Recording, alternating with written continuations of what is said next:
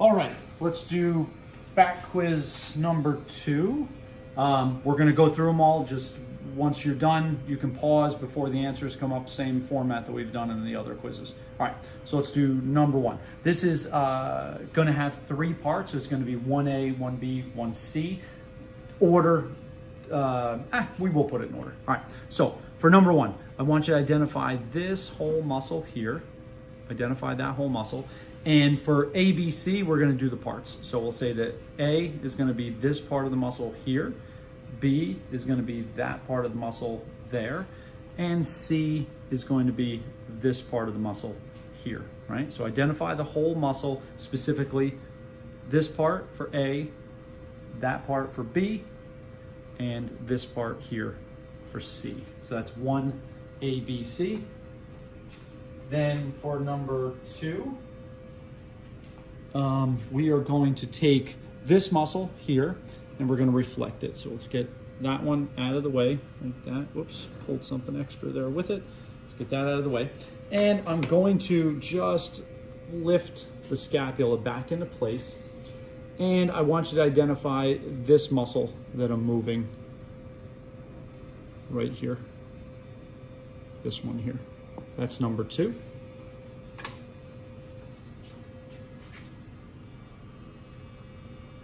For number 3, I want you to name 2 movements that neutralize when any part of number 1 contracts at the same time as number 2. All right? So name 2 movements that neutralize when we contract any part of number 1 along with number 2 at the same time. Name 2 movements that neutralize. That'll be for 3. So you can treat that as 3A and 3B. That'd be fine. All right. So for number 4, we're going to reflect this muscle here. So we're going to get that one out of the way. We're going to take these 2 muscles here and we're going to reflect both of those. We're going to take this muscle here and we're going to reflect that one. And then right here we have 2 muscles side by side. I'm going to use the probe to kind of show the difference here, right? So we'll kind of put the probe along the muscle like that, right? So we got 2 muscles here. So for number 4, I want you to identify this muscle, the one that's more inferior, right there. That's number 4.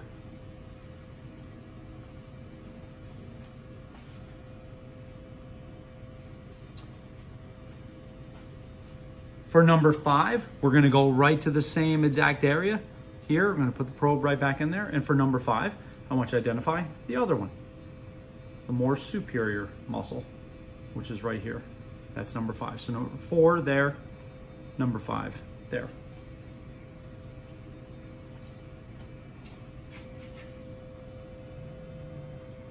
Okay. For number 6, I want you to tell me what is the functional relationship between number 4 and number 5. What is the functional relationship between number 4 and number 5? That'll be for 6.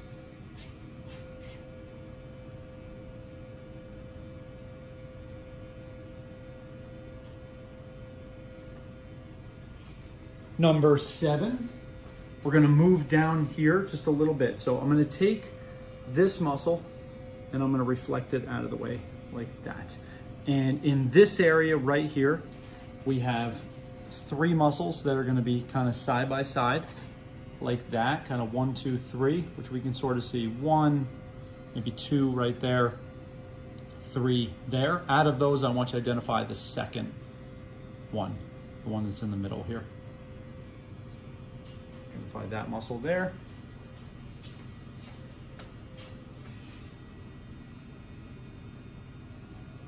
Then number 8, we're going to move up here.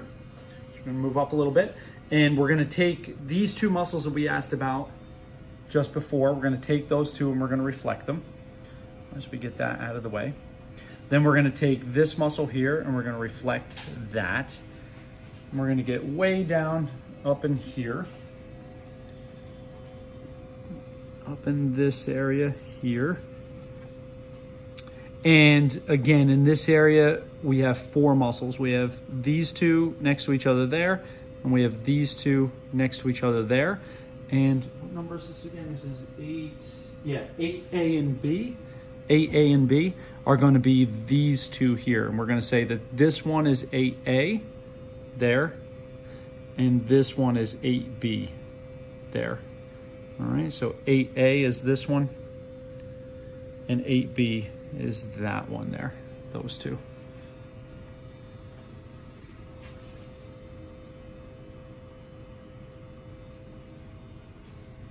Number 9, we're gonna move back down here again, and we're gonna go back to where we were just before, where we kind of have those 3 muscles side by side. And this time we're gonna go all the way to the 3rd one, the one out here. So again, if we have 1, 2, 3, I want the 3rd one. Identify that muscle there. That was number 9.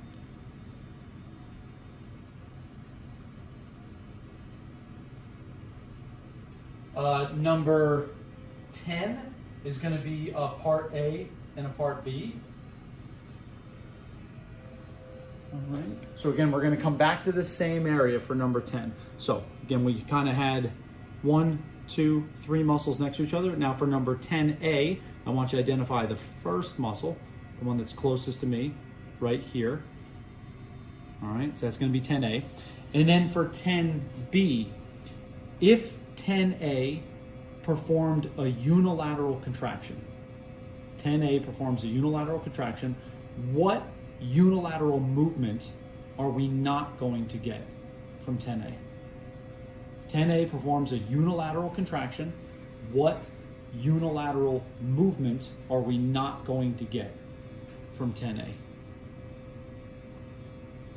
That'll be for 10B.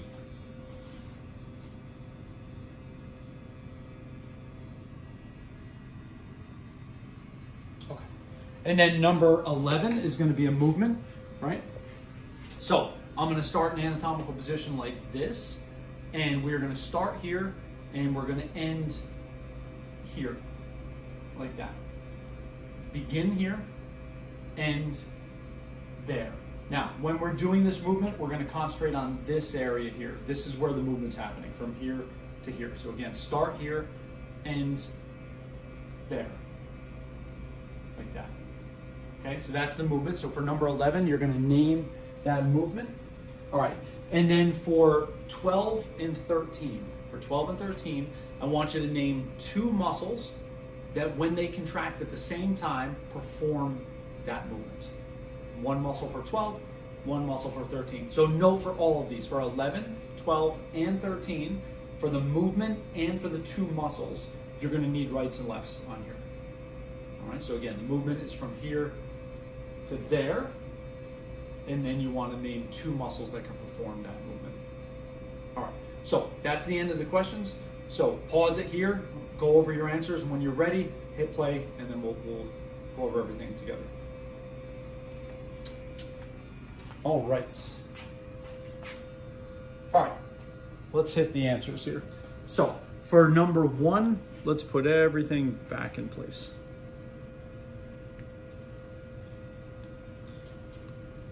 Get all this stuff back. Let's get this guy back here. How are we doing time-wise? We've got a couple minutes. We should be just right.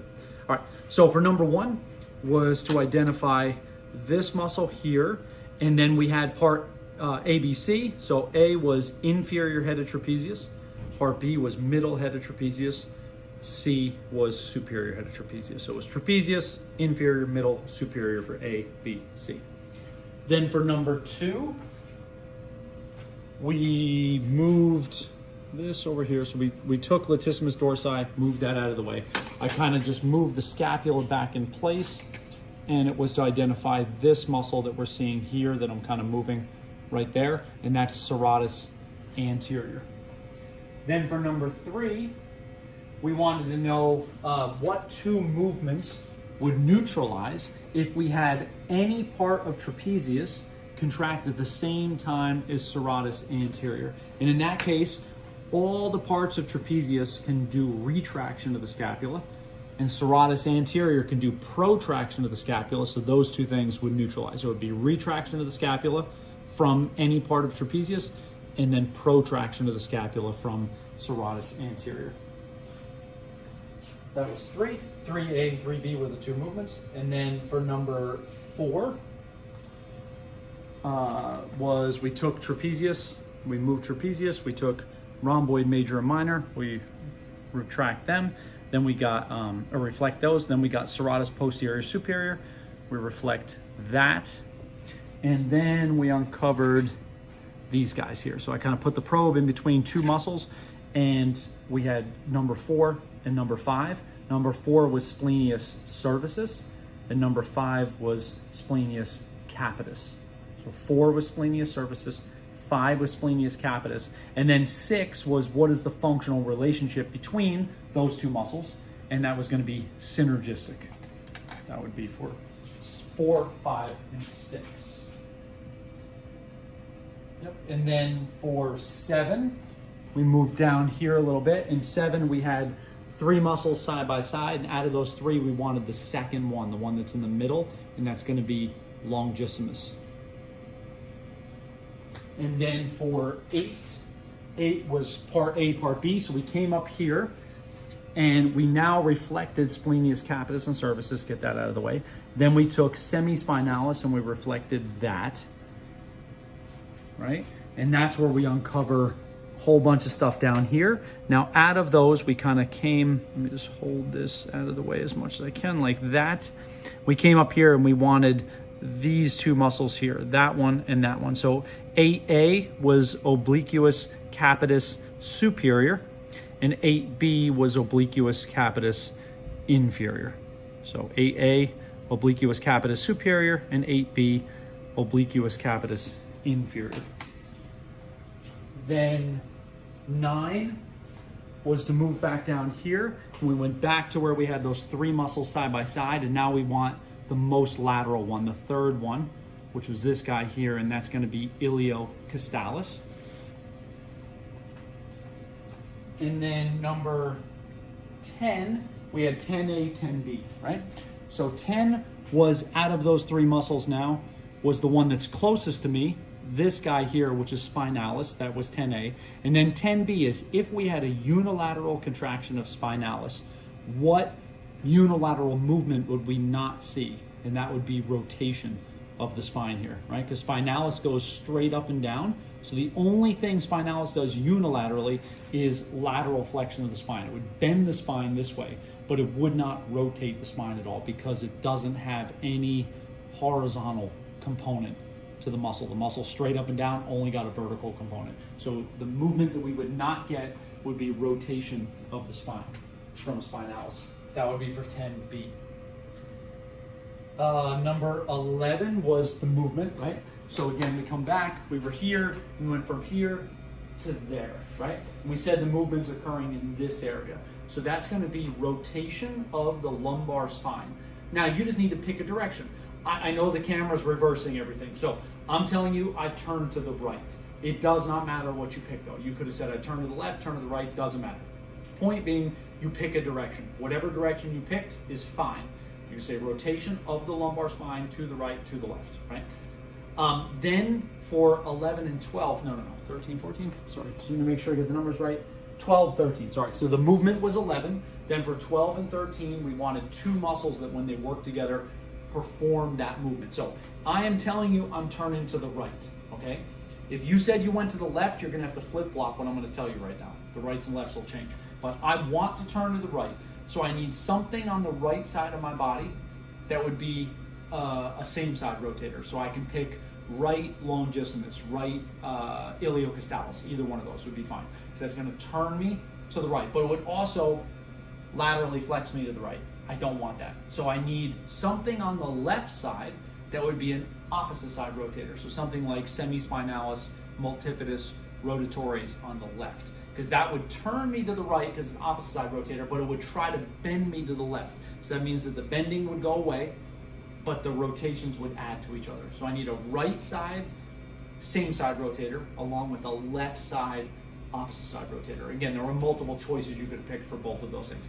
If you had initially said I went to the left, then just reverse that. Then we need a left side, same side rotator, and we need a right side, opposite side rotator, and then they would work. But any pairing there, as long as it fits into the categories that is told you, you'll be good with. Okay? Done.